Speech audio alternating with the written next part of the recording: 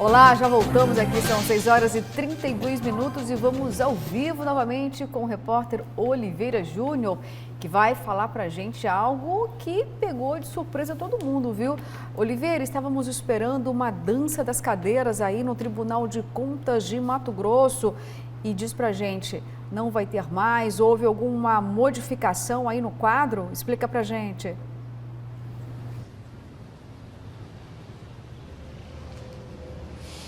Houve sim, Luciana, porque inicialmente o conselheiro Valdir Teis, que havia pedido sua aposentadoria, teve negada aqui pelo TCE, iria sair para a entrada, o mais cotado, né, indicado pela Assembleia Legislativa, seria o ex-presidente da casa, Eduardo Botelho, do Democratas. Porém, tudo mudou desde o dia 3, quando o conselheiro acabou protocolando, solicitando o cancelamento do pedido de aposentadoria. O Valdir Teis, que havia sido negado pelo presidente Guilherme Maluf.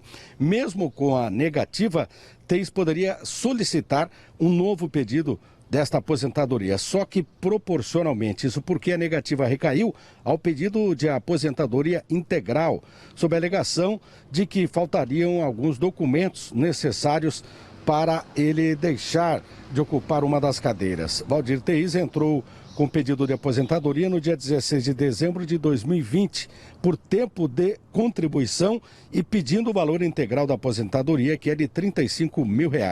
A sua desistência de se aposentar acabou esfriando as articulações para a indicação de um novo nome para a vaga dentro da Assembleia Legislativa. Como eu disse, o nome mais cotado seria do ex-presidente da Casa, deputado Eduardo Botelho, do Democratas, que agora tem que aguardar o parecer do tribunal para ver se vai realmente atender este segundo pedido, né, agora de cancelamento da aposentadoria, e fica um imbróglio entre esses protagonistas, tanto o Valdir Teis quanto o deputado Eduardo Botelho. Vamos aguardar os próximos capítulos dessa história. Oliveira, os próximos capítulos iremos acompanhar então, tá bom? Kleber Lima, porque assim é comum, né? Amanhece de um jeito, anoitece de outro. Todo o desenho aí que se formou praticamente se desconstruiu. Havia a expectativa, né, de que o primeiro secretário da Assembleia Legislativa, Eduardo Botelho, fosse ocupar essa vaga, mas agora essa mudança aí repentina. Olha, essa situação do Tribunal de Contas, ela vem passando por mudanças na legislação de uns anos para cá. O tribunal é composto por 7 conselheiros, sendo 4 indicados pela Assembleia Legislativa e 3 pelo Executivo. O problema é que de alguns anos para cá, esses do Executivo, por exemplo, o primeiro e o segundo membros conselheiros indicados pelo Executivo, que forem substituídos daqui para frente, eles têm que ser preenchidos necessariamente, Luciana, por auditores substitutos de conselheiro, que passaram por concurso e tal, e entre eles são os auditores e os membros do Ministério Público de Contas. Então, assim, tem muita gente achando que se sair, por exemplo, o Valdir Teis foi, apesar de ter sido secretário do Blairo Maggi, ele foi numa articulação do Blairo com a Assembleia, entrou na cota da Assembleia.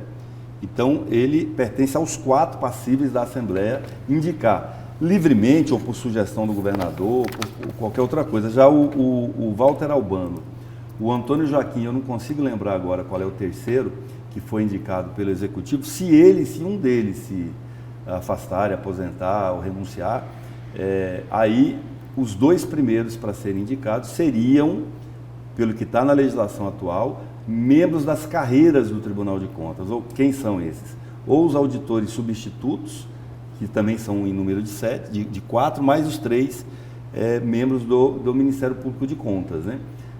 E aí fica essa dúvida. O Valdir Teis está numa situação que ele estava negociando, sim, segundo as informações de bastidores, a possibilidade de aposentadoria para abrir essa vaga para a Assembleia Legislativa. O problema é que, como existe um processo que está vivo, uma brasa que está viva, relacionada à suposta compra da vaga pelo conselheiro Sérgio Ricardo, que também está afastado, ele acabou recuando. Logo ele, que teve uma situação aí, no mínimo esdrúxula, né, recentemente, foi ter uma busca e apreensão da Polícia Federal na casa dele, ele saiu correndo de cueca, tentando sumir com um documento, um negócio que vazou, foi piada no mundo inteiro. Então, assim, caiu a ficha dele, falou, olha, eu vou fazer esse trem aqui, eu estou botando a mão na cumbuca de novo, né? Exato. E aí, é claro que isso é uma análise com base nas evidências. Eu não tenho prova disso, ninguém tem, né? Pelo menos quem tem não mostra, né? Mas tudo indica que ele recuou por essa razão. Ele apresentou um pedido de aposentadoria lá no tribunal e a direção do tribunal ficou segurando aquele negócio porque sabia que ia dar problema. Para quem assistiu Tropa de Elite, né, sabe o que eu vou falar. Vai dar merda, capitão. Vai dar merda. E deu, né? E daria. Aí preferiram não se levar adiante esse projeto aí, para o bem já da combalida imagem do Tribunal de Contas, que não é das melhores, né? Ou seja, o paraíso continua instalado para alguns e vai ter que ser adiado para outro, né? Eu queria só fazer um pequeno questionamento, até porque eu não sei, pode ser que o Kleber saiba, né? Kleber, por que essa cota, eles falam assim, tem uma vaga no Tribunal de Contas, essa cota é da Assembleia. Eu queria saber onde é que está escrito isso. De onde é que sai isso? Da Constituição Estadual. Da Constituição Estadual. É quem define a atribuição e composição do Tribunal de Contas. Ok. Por que não, por exemplo, quando você tem ali, porque ali são cargos importantíssimos, tanto é que os requisitos para que alguém ocupe uma vaga no Tribunal de Contas são extremamente rígidos, né?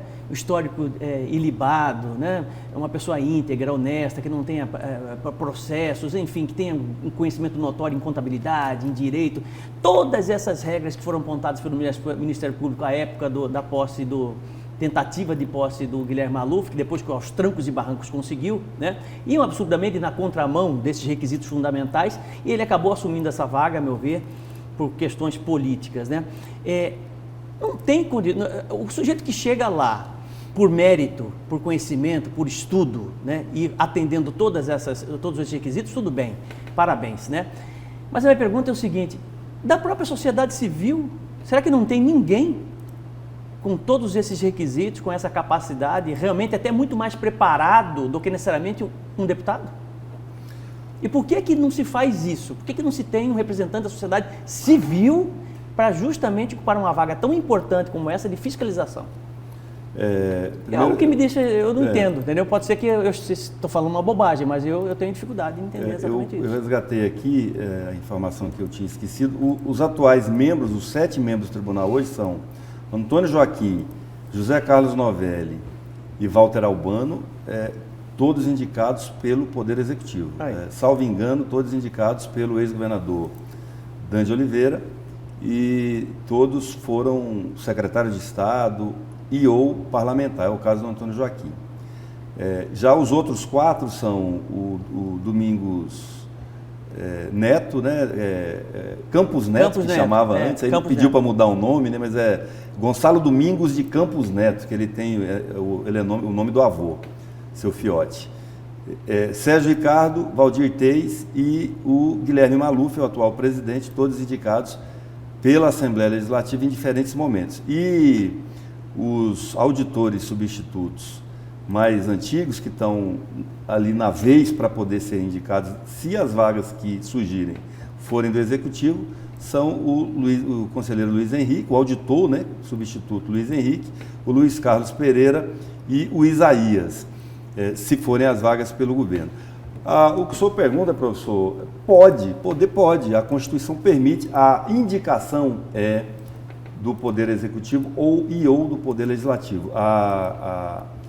4 da Assembleia, 3 do Executivo. Não está escrito que tem que ser membro do Executivo ou do Legislativo.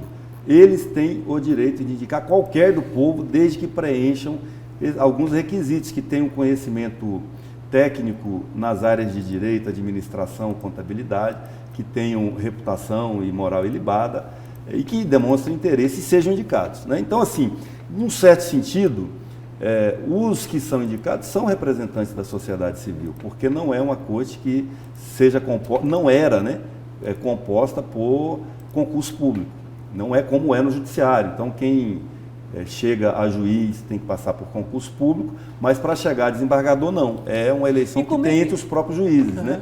E como é que o Tribunal de Contas afere realmente que o sujeito tem notório saber em contabilidade, em direito e economia? Pela formação, né? Pela formação. O Antônio Guilherme Joaquim Maluf é o quê? é médico. É médico. Mas aí é o seguinte, como ele foi exercer Onde é que está o... mas como é um entendimento hoje da legislação, se a pessoa exerce cargo público por um tempo, ela tem notório saber, porque ela é gestora, ela aprovou leis, etc. e tal. A maioria dos outros tem formação específica na área. O Campos Neto, salvo engano, é advogado. A maioria é formação em direito, né? O Antônio Joaquim, me parece que é administrador de empresas, e o Novelli é engenheiro, né? Então, assim, o que pesa a experiência, então. Que lida também é um critério, né? Me parece que hoje a legislação aceita até quem exerce cargo de gestor público por um certo período, ele pode requerer em algumas universidades públicas, por exemplo, uma certificação de especialização naquele setor. Isso valeria como um título, né? Assim como numa prova de universidade você tem o critério de provas e títulos, né? Então, nesse caso, equivaleria a título. Agora, é evidente que para poder chegar a essa condição de ser indicado, a pessoa, no mínimo, tem que ter um bom network, uma boa articulação política, como é nos tribunais judiciais, né? Por exemplo, o presidente Bolsonaro acabou de indicar membro para o STF, assim como outros presidentes, que não necessariamente são de carreira jurídica, são magistrados, advogados, promotor de justiça. Teve um que me parece que nem advogado era, mas tinha notório saber jurídico e chegou à Suprema Corte. E tem uns que, além de tudo isso, tinham que ter 12 milhões de reais para comprar a vaga, né? Aqui no Tribunal de Contas, você está falando? Ou no Tribunal de Contas, né? É uma investigação em andamento, né? Isso aí. Você já pensou? Pois é, agora eu vou ler algumas mensagens, está relacionada direta com o fim dessa conversa, viu? Olha só, bom dia, bancada. Não precisa ter estudo, não, basta estar no meio da quadrilha da política, só isso. Bom dia, bancada. Não concordo com tudo que o presidente fala e faz, mas eu posso demiti-lo do cargo nas eleições presidenciais. E os ministros do STF, como demito eles? Votando nos senadores, que todos têm processos no STF? A pior ditadura é a de toga. Olá, bancada. Tem que colocar o povo para trabalhar, dar emprego e acabar com esse estelionato eleitoral. Agora é o Auxílio Brasil. Acorda. Bom dia, acompanhando vocês aqui em Nova Mutum via Facebook. Opa, legal, hein? Obrigada aí pela audiência. E você já sabe que, de fato, pode acompanhar o nosso programa pelo Facebook, nas redes sociais. Gente, vamos que vamos, porque ainda temos muitas informações importantes para você, viu? Nós até mencionamos ontem aqui, houve até uma certa brincadeira, porque se não fosse cômico seria trágico, ou também o contrário, em relação à vereadora Edna Sampaio do PT, que quer fazer uma conciliação entre o governador Mauro Mendes e o prefeito da capital, Emanuel Pinheiro. Vamos entender direitinho, então, de que forma que a parlamentar deseja essa conciliação? Roda aí o VT. A proposta da vereadora já foi enviada ao Tribunal de Justiça de Mato Grosso e agora está em análise. A vereadora Edna Sampaio está aqui com a gente. Como surgiu essa ideia, vereadora, de uma audiência de conciliação entre o prefeito da capital e o governador do estado? Nós entramos com uma ação, que é a ação de injunção, é quando o poder público é omisso em atender um preceito legal, que a lei determina. E a questão da transferência de renda, de combate à pobreza e à desigualdade social, é uma obrigação dos governos. Nesse momento de pandemia, então, nós queremos que o governo estadual e municipal, que tem responsabilidade sobre a situação de empobrecimento da população, de investir recursos para evitar que as pessoas passem fome, então nós protocolamos primeiro mandado de injunção, depois um pedido de urgência na decisão do juiz, né, um pedido que o juiz decidisse monocraticamente, inclusive, para acelerar o processo de decisão.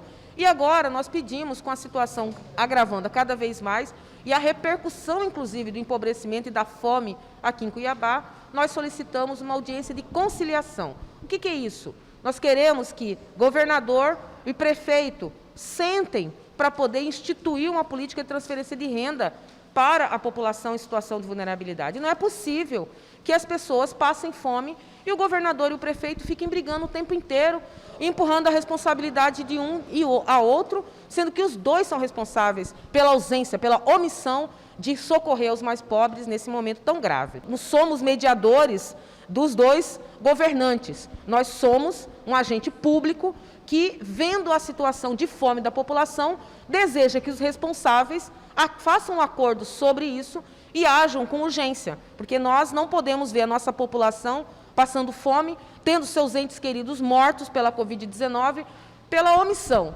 tanto do governo do estado quanto do prefeito de Cuiabá. Isso é uma coisa inaceitável e nós vamos agir sob todas as formas para garantir à população mais pobre e mais vulnerável que elas tenham o direito de dignidade. A primeira forma, o primeiro direito fundamental é o direito de se alimentar. E as pessoas, muita gente aqui, sequer está tendo esse direito. E nós não vamos assistir passivamente que governador e prefeito, sem nenhum espírito estadista, sem nenhum espírito e compromisso com a população, continue fazendo do governo estadual e do governo municipal um palco de dois meninos birrentos que viram as costas para o povo, governam para os ricos e ignoram a situação de pobreza durante esse processo de pandemia. Obrigada. Então, vereadora Edna Sampaio, o pedido está em análise pelo Tribunal de Justiça de Mato Grosso, que deve se posicionar nos próximos dias. As imagens são do Marco Xavier, com apoio técnico de Juarez Emílio, Nayana Bricá, para a Notícia de Frente. Obrigada, Nayana. Tá aí, gente, uma vereadora cobrando, chamando a responsabilidade do governador Mauro Mendes, do prefeito da capital. Você aí também fica se perguntando, meu Deus, quando será que essa briga, essa rivalidade entre os dois vai ter um ponto final? Porque a população, de certa forma, se sente aí, né, esquecida, principalmente de Cuiabá, porque o prefeito adora falar isso, né, Kleber Lima? O governador não faz nada por Cuiabá, mas Cuiabá tem um prefeito que também é governador. Vocês já ouviram o prefeito falar, né? Que ama essa cidade. E aí a vereadora fala, gente, vamos parar com isso, tanta coisa para se fazer. E as brigas acabam tendo aí grande holofote, perda também aí de energia dos dois gestores. Será que é possível a gente também conseguir uma conciliação entre os dois? Eu peço aí a ajuda de vocês para que a gente possa entender esse cenário. Não, como eu havia comentado no intervalo aqui, é plausível, né? Sem dúvida, é plausível a atitude da vereadora. Agora, eu particularmente acho que sem nenhum efeito, absolutamente sem nenhum efeito. Outros tentaram, muito mais próximos tanto de um quanto de outro, o próprio Eduardo Botelho já tentou essa conciliação, né? Em nome de Cuiabá, né?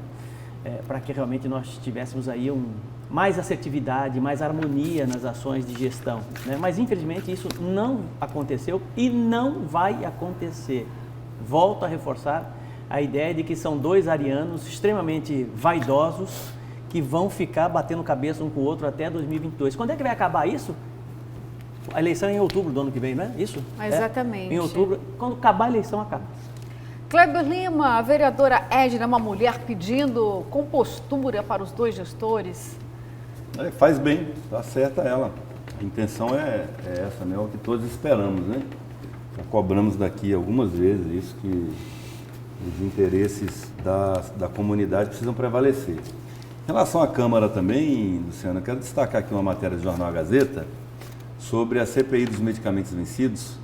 A chamada é a seguinte: relator aposta em tese de prevaricação de Elisete. O que significa isso aqui? Até destaquei um trecho aqui da fala do vereador Marcos Brito Júnior, que é o relator da CPI. Abre aspas, o depoimento dela comprometeu muita coisa, muitas pessoas e vai precisar ser provado tudo. A secretária trouxe documentos com mais de 500 páginas que vão ser estudados, eu estou estudando tudo isso. Diz que viu muita coisa, mas ela também estava lá. Se não fez nada e não fez nenhuma denúncia, no mínimo ela prevaricou. Isso aqui é o seguinte, a pessoa vai dar um exemplo aqui, uma alegoria de como eu li isso aqui.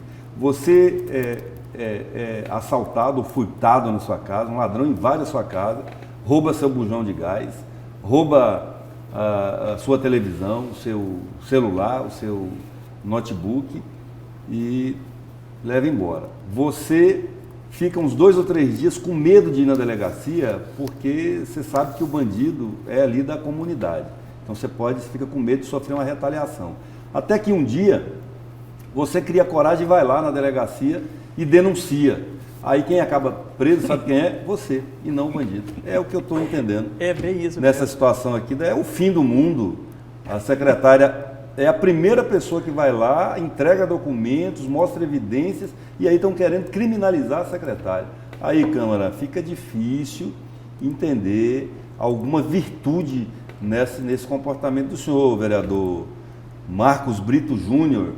Aí, o que eu vou dizer lá em casa? Não tenho o que dizer. Né? Aí eu pergunto para você, Kleber, onde estava o vereador quando a secretária foi à Câmara e disse todos os problemas que ela tinha em relação ao processo de licitação? Ela foi clara, todo mundo sabe disso ou não? Onde estava a Câmara de Vereadores? Prevaricou também, professor?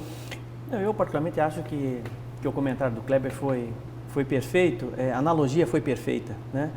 Ele conseguiu claramente mostrar exatamente onde é que o poste mija no cachorro, porque não tem cabimento uma coisa como essa, né? O depoimento dela é claro, é transparente, é cristalino, realmente desvela toda a falcatrua, um esquema gigantesco de corrupção, faz a coisa correta, escreve uma carta de exoneração, estou saindo porque eu não vou compactuar com essa podridão toda, e aí vem um vereador para dizer que ela é o problema, entendeu?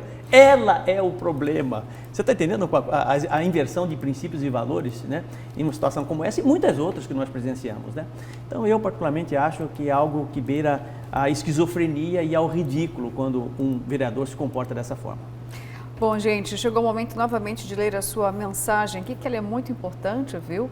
E você é muito atento aí em casa, nos assistindo, a gente começa a falar aqui, ó, e as mensagens já pipocam, então eu faço questão de ler, viu? Vamos lá, assistindo a notícia de frente, bom dia bancada, parabéns à vereadora pela iniciativa, essa sim fez valer seu cargo político.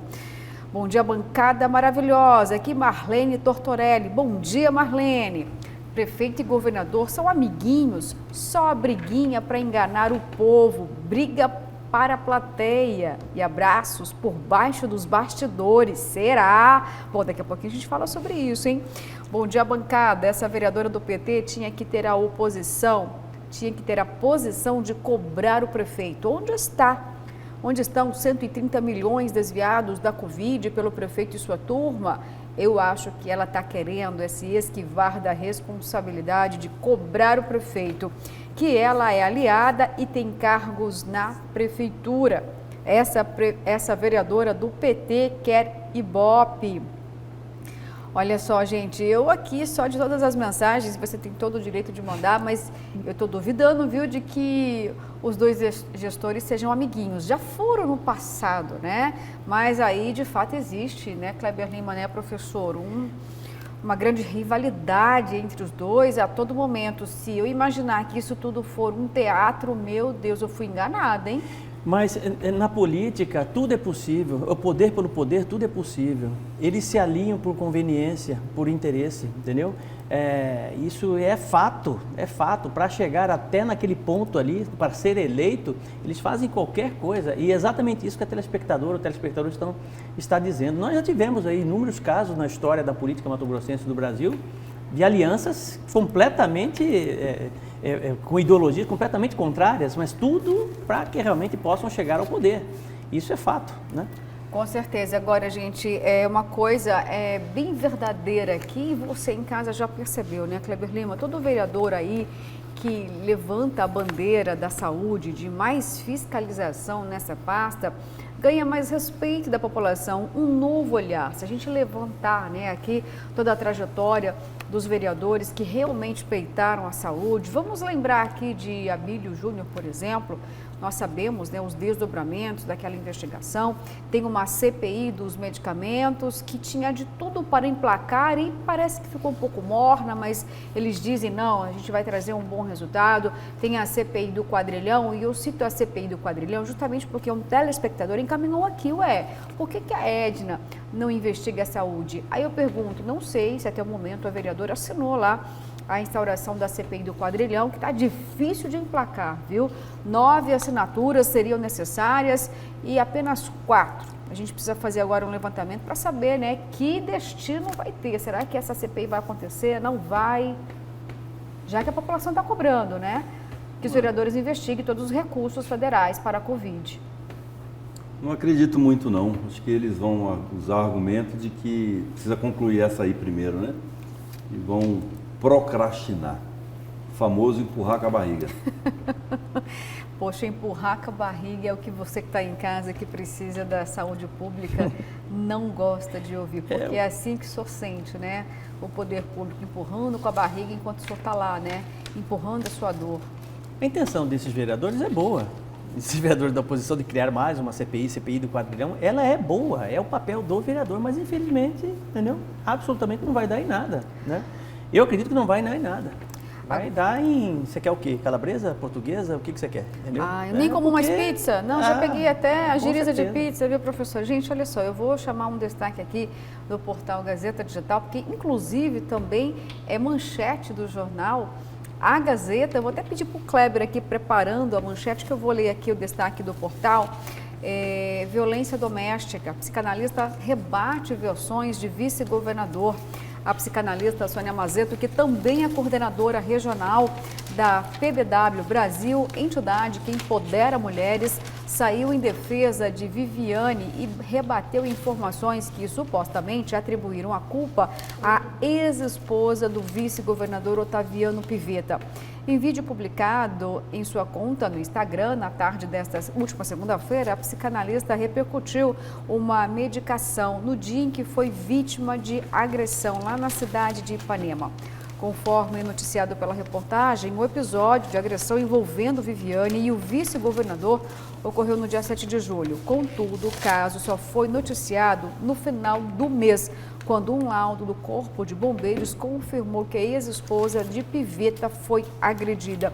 Bom, gente, toda essa discussão surge exatamente em um período em que a Lei Maria da Penha completa 15 anos. É claro que existem avanços, existem cobranças, e nós trazemos à tona aqui esse caso envolvendo o vice-governador. Eu vou pedir para o Kleber Lima mostrar para a gente, né, a manchete do jornal de hoje. Kleber. Pronto aí, Coité.